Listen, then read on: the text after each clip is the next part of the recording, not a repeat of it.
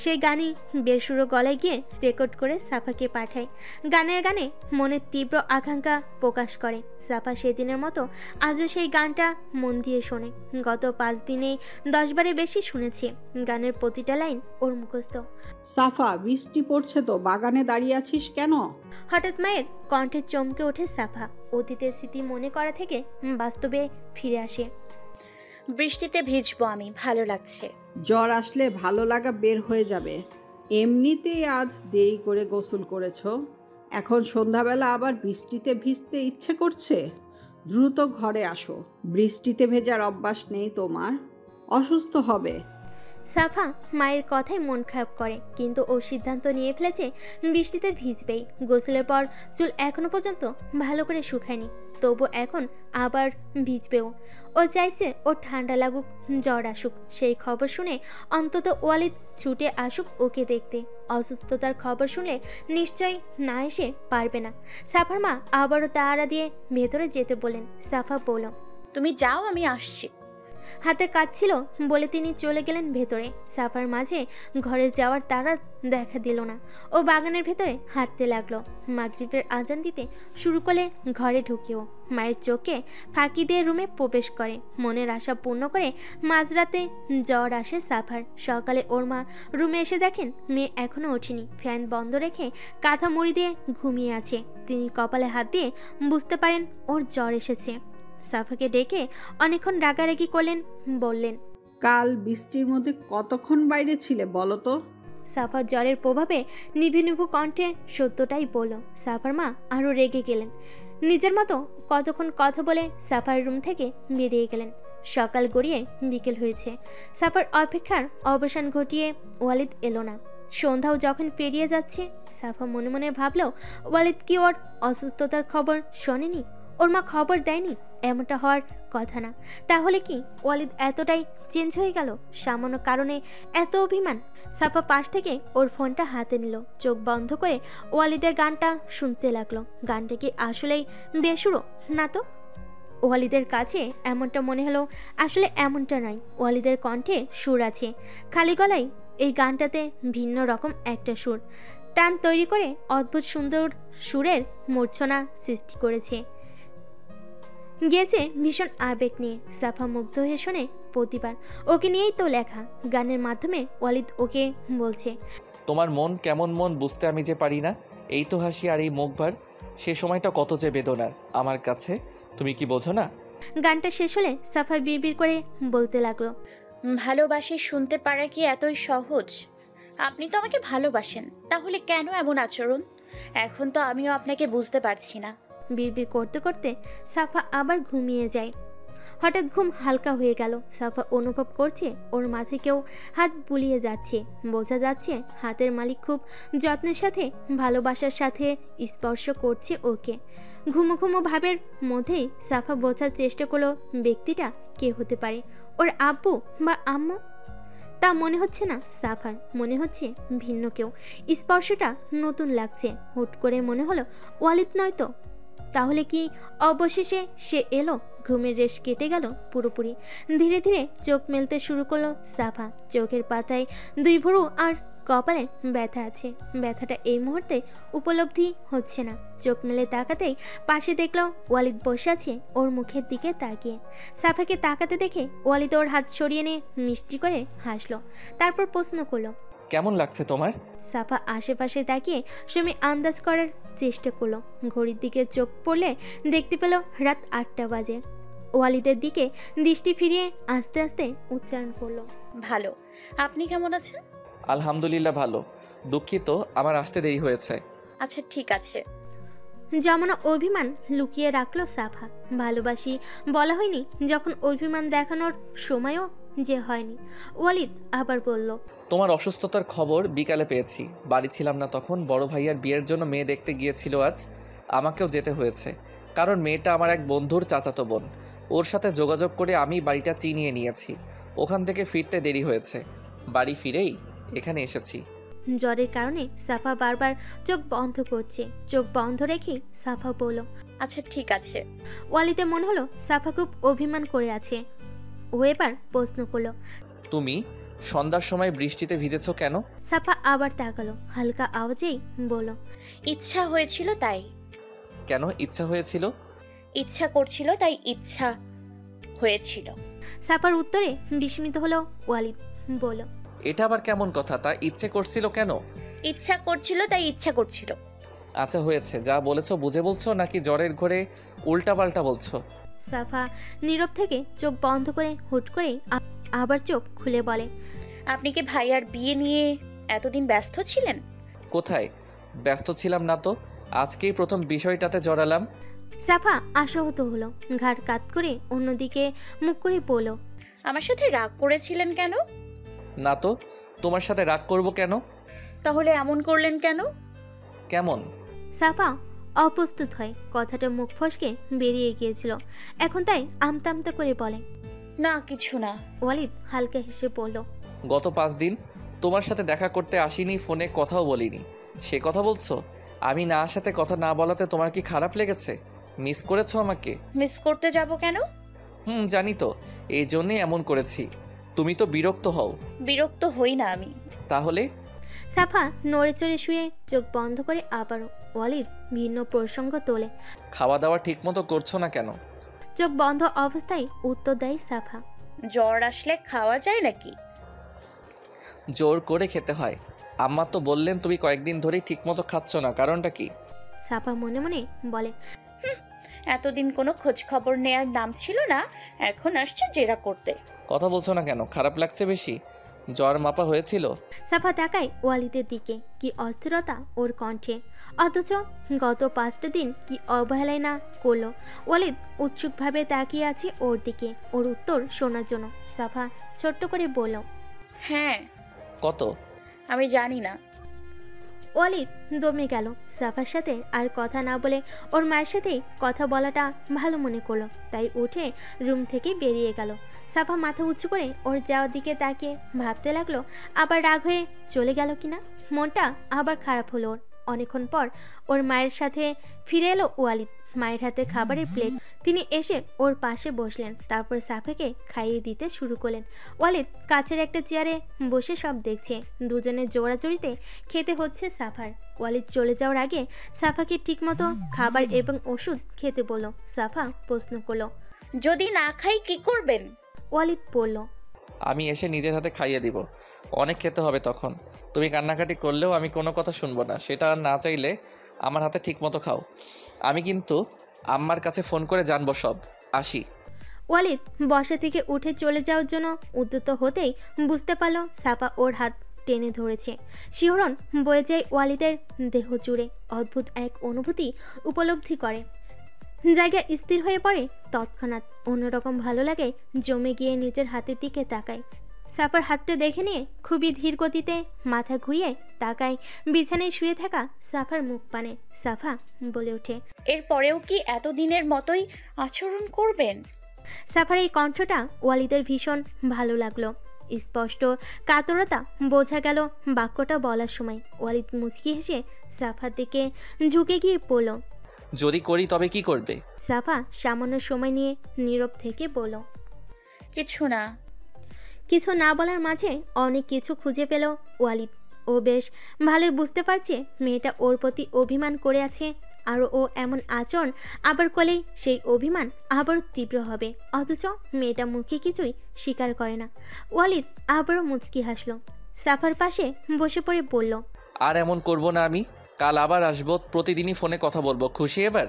সাফা হয়তো খুশি হয়েছে, কিন্তু কিছু না বলে ওয়ালিদের থেকে চোখ সরিয়ে নেওয়াতে বুঝতে পারলো না ওয়ালিদ নিজেই আবার কথা বলো।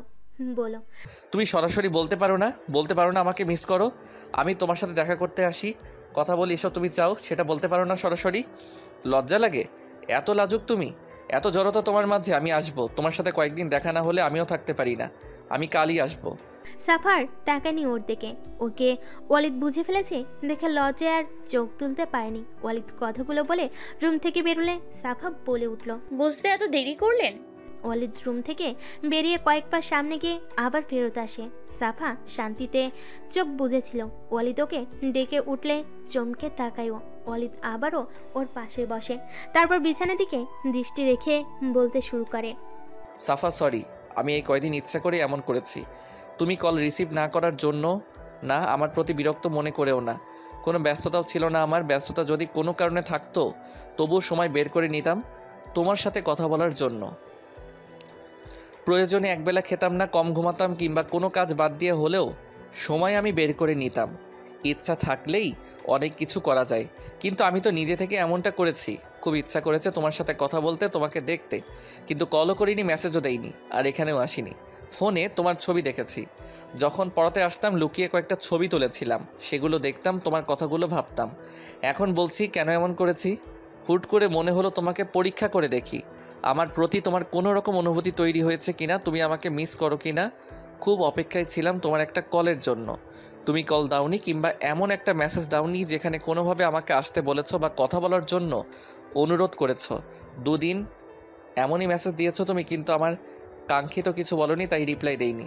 তুমি আমাকে মিস করেছো ঠিকই, আমার সাথে অভিমান করে খাওয়া দাওয়া ঠিকমতো করনি। কাল অসময়ে বৃষ্টিতে ভিজেছো, নিশ্চয়ই আমার প্রতি রাগ নিয়ে। অথচ একটাবার আমাকে মুখ ফুটে বলতে পারলে না। বললে কি হতো বলো তো? অনুভূতি আর কতদিন লুকিয়ে রাখবে? প্রকাশ করো সাফা। তোমার মুখে নির্দিষ্ট একটা শব্দ কিংবা বাক্য শোনার জন্য আমি উদগ্রীব হয়ে আছি সে কবে থেকে। কখন সময় হবে বলার? আজও তুমি আমার গান শুনতে শুনতে ঘুমিয়েছিলে। আমি তোমার হাত থেকে ফোনটা সরিয়ে রেখেছি, তখন দেখেছি। আমি আজ যাচ্ছি।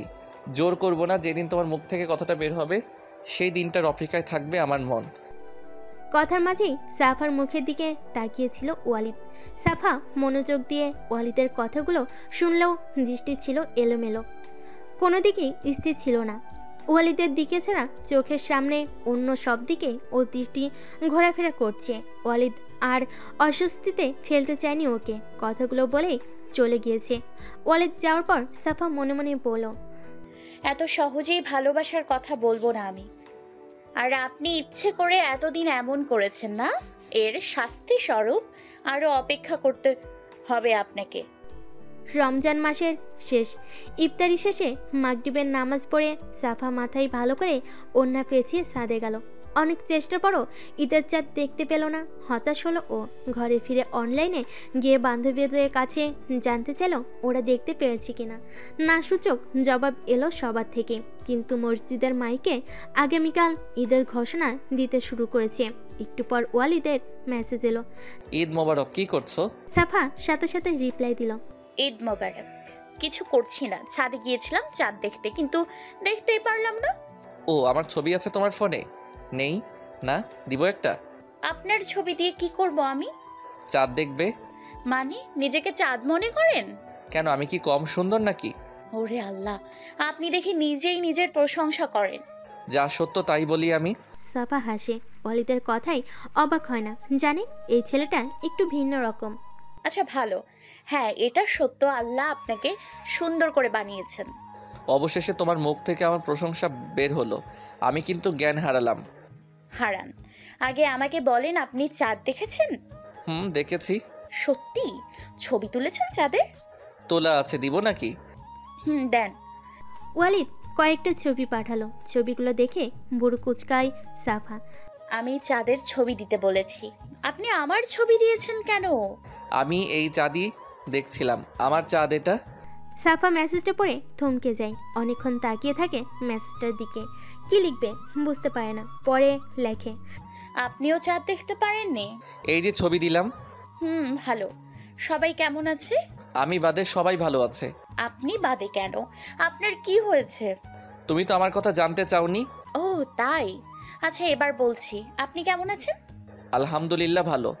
কাল দেখা হবে, আল্লাহ হাফেজ। ইনশাল্লাহ। শোনো, কাল সাজবে কিন্তু। সাফা মুচকি হেসে রিপ্লাই দেয়, আচ্ছা। ঈদের দিন সাফাদের বাড়িতে ওয়ালিদের দাওয়াত ছিল, তাই সবাই এসেছে হুজাইফা বাদে। সে গিয়েছে গ্রামের বাড়ি। ওয়ালিদের বাবা প্রথমে আসতে চাননি। ওয়ালিদের মা বুদ্ধি করে সাফাকে কলে ধরিয়ে দিয়েছিলেন। সাফার কথাতেই তিনি শেষে রাজি হয়েছেন। কোনো অজানা কারণে ওর কথা উনি ফেলতে পারেনি। সবাই ড্রয়িং রুমে বসে আছে।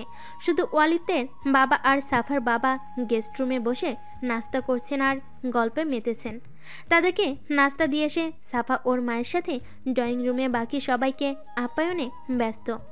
ওয়ালিদের মা নাস্তার ফাঁকে ফাঁকে সাফার মায়ের সাথে কথা বলছেন। আনাস চুপচাপ বসে খাচ্ছে আর সব কিছু দেখছে। ওয়ালিদ আর ফাতেমা ফিসফিস করে কথা বলছে।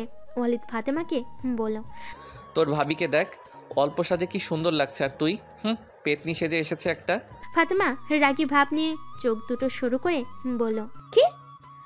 আমি পেতনি সেজে এসেছি তাই না? আর ভাবি কি তাহলে পড়ি? অবশ্যই।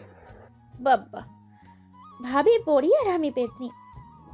এতদিন তো সাজলে আমাকে বলেছো পরীর মতো লাগছে, এখন বউ পেয়েছো আর আমি পেতনি হয়ে গেছি না? আগে তো পরি দেখিনি, তাই পেতনিকেই পরি মনে হয়েছে। 1 মিনিট, তোকে এতদিন পরির মতো বলেছি, কই পেতনি তো বলেছিলাম। সে তো একবার আমার চোখের কাজল নষ্ট হয়ে গিয়েছিল তাই, তাছাড়া তো পরেই বলতে। সব ভুলে গেছো বউ পেয়ে। তোর নাম্বার আমার ফোনে পেতনি দিয়েই সেভ করা, এই দেখ। ওয়ালিদ ওর ফোন দেখায়। ফাতেমার রাগে দাঁত কিরমির করে। ওয়ালিদ তা দেখে হাসে। সাফার মা ওদের দিকে খেয়াল করে বলে ওঠেন, তোমরা 2 ভাই বোন কি এত কথা বলছো? নাস্তা করো আগে, পরে আবার কথা বলবে। সবাই তাকাই ওদের দিকে। ফাতেমা ওয়ালিদের আরও কাজ ঘেঁষে ফিসফিসিয়ে বলে, বাড়ি ফেরো, তারপর দেখাবো মজা। কি মজা দেখাবি? এখনো সিদ্ধান্ত নিইনি, যখন দেখাবো তখন দেখো। আচ্ছা। সাফার সাথে ফাতেমার বেশ ভাব জমেছে। দুজনের বয়সের পার্থক্য 1.5 বছর বলে বান্ধবীর মতো হয়ে গিয়েছে যেন। নাস্তা শেষে সাফা ফাতেমা আর আনাসকে ওদের বাড়ি ঘুরে দেখাচ্ছে। ওয়ালিদ ওদের পিছনে আসছে আর ওদের কথাবার্তা শুনছে। হঠাৎও বলে উঠল, সাফা, ওদের সাথে দেখছি তোমার খুব সহজেই ভাব হয়ে গিয়েছে। বাড়ি ঘুরিয়ে দেখাচ্ছ, আমাকে তো কোনোদিন দেখালে না। তোমার যে এত সুন্দর একটা বাগান আছে তাই তো আমি জানতাম না। আপনি এখানে কিভাবে? সেই অনেক আগে থেকে যেভাবে তোমাকে অনুসরণ করে এত দূর এসেছি সেভাবে। আনাস বলল, মেজো ভাইয়া প্রথম থেকেই আমাদের পিছনে আসছিল। ফাতেমা বলে উঠল, তুই দেখেছিস? হ্যাঁ। দুজনই একরকম হয়েছিস। ওয়ালিদ ফাতেমার কথাই বলল, তুইও তো আপুর মতো হয়েছিস। আপু ভাইয়ার সাথে যেমন করতো তুইও আমার সাথে তেমনই করিস। তবে আপু আমার সাথে যেমন করতো তুই অবশ্য আনাসের সাথে অমনটা করিস না। আপু আমাকে খুব আদর করতো আর তুই তো ওর সাথে প্রায় ঝগড়া বাঁধিয়ে দিস, ওর থেকে বয়সে এত বড় হয়েও। ফাতেমা রেগে ওয়ালিদকে বলল, তুমি ভাবির সামনে আমার সম্পর্কে এসব বলছো? নিজের ব্যাপারে বলো তো, তুমি তো আমার সাথে কেমন করো? সে সময় কি বলেছো আমাকে মনে আছে? আর তুই কি বলেছিস? আমাকে মজা দেখাবি না? আমি তো ভাইয়ার মতো হইনি। আপু ভাইয়ার সাথে অনেক মজা করতো, কিন্তু ভাইয়া তেমন কিছু বলতো না। আর আমি কি করি জানো সাফা? উল্টা ওকে খেপিয়ে তুলি। বড় ভাইয়া তো অনেক ভালো, তোমার মতো নাকি? তুমি যে আমার সাথে মাঝে মধ্যেই কেমন করো। সাফা ওদের ঝগড়া দেখে মিটমিটিয়ে হাসছিল। ফাতেমাকে বলল, আচ্ছা থামো এবার, অনেক ঝগড়া করেছ। আনাসকে দেখো চুপ হয়ে আছে। ও আমাদের কথার মধ্যে তেমন কথা বলে না, তবে মাঝে মধ্যে মেজো ভাইয়ার পক্ষ নেয়। আর মেজো ভাইয়াও ওর আর আমার ঝগড়ার সময় ওর পক্ষ নিয়ে ওকে জিতিয়ে দেয়। আনাস এখন তোমার সামনে আরও ভদ্র হয়ে গেছে। ভাবি, তুমি কিন্তু মেজো ভাইয়ার পক্ষ নিও না, আমার পক্ষে থাকবে সবসময়। সাফা কিছু বলার আগে ওয়ালিদ বলে উঠল, কেন? তোর পক্ষে থাকবে কেন? আমার বউ আমার পক্ষে থাকবে। ফাতেমা বলল, না ভাবি, তুমি মেজো ভাইয়ার সম্পর্কে ভালো জানো না। মেজো ভাইয়া অনেক ফজিল আছে। তোমরাও কিন্তু মাঝে মধ্যে আমার সাপোর্ট দরকার হবে, তাই তুমি আমার আর আমি তোমার দলে। ওই তুমি আমার মানে কি? ও আমার। সাফা এবার শব্দ করে হেসে দেয়। হেসে বলে, থামুন তো আপনি। ফাতেমা, আনাস, চলো ভেতরে যাই। ওয়ালিদ বলে, আর আমি? আপনার ইচ্ছা আসলে আসেন, নয়তো এখানেই থাকেন। ফাতেমা খুশি হয়ে জোরে বলে ওঠে, ইয়ে, এই তো ভাবি আমার দলে। দুপুরে খাওয়া শেষ করে বাড়ি ফেরার আগে ওয়ালিদ সাফার সাথে কথা বলতে ওর রুমে যায়। এমনই সাধারণ কথা বলে কিছুক্ষণ, এরপর হঠাৎ করে প্রশ্ন করে, তুমি কি কিছু বলতে চাও? সাফা উসখুস করছে, ওতে কিছু বলতে চাই। ওয়ালিদকে দেখে মনে হচ্ছে না বিশেষ কিছু ঘটেছে। একটা বিশেষ ব্যাপার যে ঘটেছে তা নিয়ে কোনো কথা বা ইঙ্গিত প্রকাশ পায়নি, এমন তো হওয়ারই কথা না। অথচ সাফা সারাক্ষণ ভাবনায় আর লজ্জায় ছিল। হঠাৎ কখন কিভাবে ওয়ালিদ বিষয়টা তুলবে, ওয়ালিদের আচরণেই মনে হচ্ছে না বিষয়টা ও লক্ষ্য করেছে। তাই সাফা এবার প্রশ্ন না করে পারল না। সাফা বলল, আচ্ছা, আপনি যে পাঞ্জাবি পরেছেন এটা আব্বুর উপহার দেয়া পাঞ্জাবিটা না? হ্যাঁ। আপনি কি এই পাঞ্জাবির পকেটে কোনো কাগজ পাননি? কিসের কাগজ? ও হ্যাঁ, পেয়েছিলাম একটা। কেন? সাফা অবাক হয়ে বলল,